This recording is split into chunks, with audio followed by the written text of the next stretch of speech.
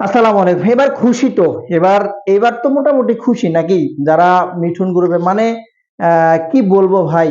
কয়েকটা দালালের জন্য পুরো একটা টুর্নামেন্ট একদম পুরো পুরো দালাল কয়েকটা দালালের হাতে গোনা দালালের জন্য পুরো টুর্নামেন্টটা কিন্তু স্থগিত হয়ে গেল। বিসিবি কিন্তু অলরেডি বলে দিয়েছে যে এবারের আসর সহ অনির্দিষ্টকালের জন্য বিপিএল কিন্তু বন্ধ। এর দায়ভারটা কে নেবে? একটা তো চিন্তা করেন আজকে কতগুলো মানুষ কত কষ্ট করে কত দূর দূরান্ত থেকে খেলা দেখতে আসে, এটা একটা অপশন গেল, এটা আমি মানলাম। দ্বিতীয় একটা অপশন যে যে ক্রিকেটাররা আজকে এই ধর্মঘটটা করলো, পিছন থেকে যে দালালেরা কাটি নাড়লো, একদম পুরোপুরি সাজানো নাটক একটা মানুষ, সেটা হচ্ছে নাজমুল সাহেবকে সরানোই এখানে মূল প্ল্যান ছিল। সাথে সাথে বাংলাদেশের ক্রিকেটকে দাবিয়ে রাখা, ধ্বংস করে দেওয়া। সাথে সাথে কিন্তু এই ক্রিকেট বোর্ডের বিরুদ্ধে যত প্রকার ষড়যন্ত্র, বুলবুল সাহেব হয়ে গেছে একা, কত প্রকার ষড়যন্ত্র মিলায় কিন্তু আজকে এই নাটকটা ছিল, নাট্যমঞ্চ। যেখানে নাট্যমঞ্চের ওয়েব সিরিজ শেষে, যে ওয়েব সিরিজটা কালকে শুরু হয়েছিল, ওয়েব সিরিজ শেষে কিন্তু আজকে সমাপ্তি ঘোষণা করেছে বিসিবি নিজেই। অনির্দিষ্টকালের জন্য এই বিপিএলটা বন্ধ, হাতে গোনা কয়েকটা দালালের জন্য। আজকে যদি দালালেরা এরকম না করতো, আজকে যদি দালালেরা দালালি না করতো, দালালির পূর্ণামি যদি না করতো তারা, আজকে হয়তো বিপিএলটা বন্ধ হতে পারতো না। একটা জিনিস আপনি চিন্তা করে দেখেন ভাই, এদেশে ভালো মানুষের জায়গা কোথায়? আপনি নেক্সট টাইম যদি বিপিএল হয়, আজকে ময়েন আলী, ইথান বক্স থেকে শুরু করে পাকিস্তানি কতগুলো প্লেয়ার, বিদেশি কত ফরেনিয়ার, অস্ট্রেলিয়া, ইংল্যান্ডের কত প্লেয়ার, এত এত ফ্র্যাঞ্চাইজি, 6টা ফ্র্যাঞ্চাইজি, এতগুলো টাকা ইনভেস্ট, এতগুলো টাকা দিয়ে মিরপুরে স্টেডিয়াম সাজানো, এই যে ক্ষতিটা। আর নেক্সট টাইম কখনো বিপিএল খেলতে বিদেশি প্লেয়ার আসবে আপনার মনে হয়? এমনিতেই আপনি জানেন না, সিলেট টাইটান্স এবং চট্টগ্রাম কিন্তু অলরেডি যোগাযোগ করছিল ফিল সল্টের সাথে, আপনার হচ্ছে যে প্লেয়ার তাদেরকে নিয়ে আসার জন্য। সরাসরি না করেছে মুখের উপর, বিপিএল খেলতে যাব না। আজকে এই ঘটনার পর থেকে সরজমিনে যে বিদেশি প্লেয়ার গুলো এরকম এরকম কাণ্ড দেখলো, দেশে বসে ক্রিকেট খেলতে আসে, মাঠে খেলতে পারলো না, যে লিগটা একবারে অনির্দিষ্টকালের জন্য বন্ধ হয়ে গেল, সেসব বিদেশি প্লেয়ারের মাথার ভিতর মেন্টালিটি কি কাজ করবে? এবং নেক্সট টাইমে এরকম কোনো বিপিএল বা আসর হলে বিদেশি কোনো প্লেয়ার এদেশে খেলতে আসবে বলে আপনার মনে হয় যে এই ক্রিকেটের যে মান ইজ্জত, যে সম্মানটা কয়েকটা দালাল, হাতে গোনা কয়েকটা দালাল আজকে যে তলানিতে নামাই দিল, এটা কিন্তু অনেক অনেক অনেক বাজে একটা কাজ করলো। এখন সবচেয়ে বড় কথা আছে বিসিবির কাছে।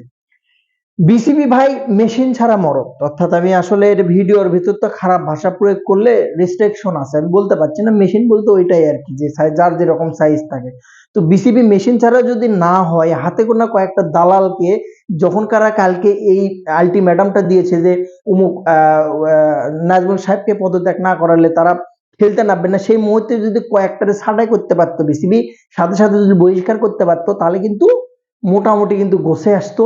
এবং আপনি চিন্তা করেন যে আজকে হস্তমৈথুন যেখানে দাঁড়িয়ে ব্রিফিংটা দিল, হস্তমৈথুনের জায়গা থেকে আরো আশপাশে কয়েকটা মানুষ ছিল, তারা কিন্তু কোনোভাবে ইচ্ছাকৃতভাবে ওখানে ছিল না, অনিচ্ছাকৃতভাবে আসে তারা। এমনও এমনও এখানে ক্রিকেটার আছে, গরিব ফ্যামিলি ক্রিকেটার, যারা অনেক স্বপ্ন, অনেক আশা, জমি বাড়ি, মায়ের গয়না বিক্রি করে আসে, ক্রিকেট খেলতে আসে, ক্রিকেটের স্বপ্ন নিয়ে আসে। সেই স্বপ্নগুলো কিন্তু বিসর্জন হয়ে গেল। একটা ঘরোয়া লিগ বা আপনার আদার্স যে লিগ আছে, এগুলো যদি বন্ধ হয়ে যায়, ক্রিকেট খেলাটাই কিন্তু উপার্জনের জন্য খেলে, সেখানে যদি কিছু দালালের চক্র পড়ে এই যে লাইফ গুলো নষ্ট হলে, এই দায়ভারটা কে নেবে? বিসিবি যদি স্ট্রং হতো আজকে এরকম সিচুয়েশন হতো না।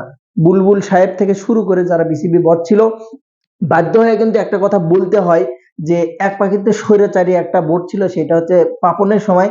সেই বোর্ডটাতে কিন্তু এগুলো ছিল না, হয়তোবা 200 কোটি অনুদান দিলে 100 কোটি খরচ করে 100 কোটি ফোন দেয় ভরতো, তারপরে কিন্তু এগুলো কোনোদিন সামনে আসতো না। এরা কিন্তু সে কাজটাও করতে পারছে না। চুরিটা যে ঠিকভাবে করবে, সে চুরিটাও ঠিকভাবে করছে না, ধরা পড়ে যাচ্ছে, তারপরে কিন্তু বিশৃঙ্খলা সৃষ্টি হচ্ছে, সে কাজটাও এরা ঠিকভাবে করতে পারছে না। আজকে লজ্জা, একটা লজ্জা বাংলাদেশের, বাংলাদেশ ক্রিকেটের লজ্জা, বাংলাদেশের লজ্জা। ইন্ডিয়ার মানুষ আজকে দাঁড়িয়ে থেকে হাসছে বাংলাদেশের লজ্জা দেখে, যে নাজমুল সাহেবের মতো সৎ ব্যক্তিকে সরিয়ে দেওয়া হলো কিছুমাত্র সুনির্দিষ্ট সংখ্যক দালালের জন্য। এটা অন্যায়, অন্যায়, ভেরি অন্যায়। এই যে আজকে টুর্নামেন্টটা স্থগিত হলো, আজকে মিরাজ যে কথাটা বললো যে তারা দর্শকের টাকা খায় না বা মানুষের টাকা তারা নেয় না, স্পন্সর থেকে টাকা পায়, আইসিসি থেকে টাকা পায়। যদি স্পন্সর গুলোকে আমরা যদি বহিষ্কার করি, বয়কট করি, স্পন্সর যেগুলো নিয়ে এত তাদের মারামারি, এত টাকা পয়সা, এত কিছু, স্পন্সর গুলোকে যদি আমরা আনফলো করা শুরু করি, আমরা যদি মাঠে দর্শক যদি আমরা না যাই, টিকিটের টাকা কোথায় যায় তাহলে? সেই টিকিটের টাকা দিয়ে কি বইয়ের শাড়ি কেনে বিসিবি? ওই টাকাটা কি কোনো একটা উন্নয়নের কাজে লাগে না? ওই টাকায় কি কোনো ক্রিকেটারের কাজে লাগে না? যদিও মিরাজ কথাটা বলেছে ঠিক আছে, কিন্তু কখনোই কোনোভাবেই কিন্তু দেশের জনগণ ছাড়া কোনো কিছু হতে পারে না। দেশের জনগণ, দেশের যারা খেলাপ্রেমী তারা ক্রিকেটকে ভালোবাসে বিধায় ক্রিকেট কিন্তু এ জায়গায় টিকে আছে। যদি মাঠে দর্শক যদি না যায়, এক বছর, 2 বছর, 3 বছর যদি আপনি বয়কট করেন, একটানা কয়েকটা সিরিজ বয়কট করে দেখেন, বিসিবি চলবে না, বিসিবি অচল হয়ে যাবে। আমাদের উচিত, আমাদের লজ্জা করা উচিত, আমাদের নিজেদের লজ্জা করা উচিত, খেলা দেখতে না যাওয়া থেকে বিরতি থাকা, খেলা মাঠে না দেখতে যাওয়া। আমাদের উচিত বাংলাদেশের ক্রিকেটকে বয়কট করা। তা না হলে কোনোদিন এই ক্রিকেট বোর্ড এদের কখনই সামান্য হাতে গোনা কয়েকটা দালালের জন্য আজকে এই পরিস্থিতির শিকার হলো কিন্তু বাংলাদেশ বিপিএল এবং বাংলাদেশ ক্রিকেট বোর্ড। ভালো থাকুন। আসলে বলার অনেক কিছু নেই। সামনে আপডেট আসলে অবশ্যই জানানোর চেষ্টা করব। অবশ্যই ভিডিওটি শেয়ার করুন, নৈতিকতা থেকে, নিজের দায়িত্ব থেকে। অবশ্যই ভিডিও যদি ভালো লাগে একটা কমেন্ট করুন, শেয়ার করুন। ভালো থাকুন। সালাম।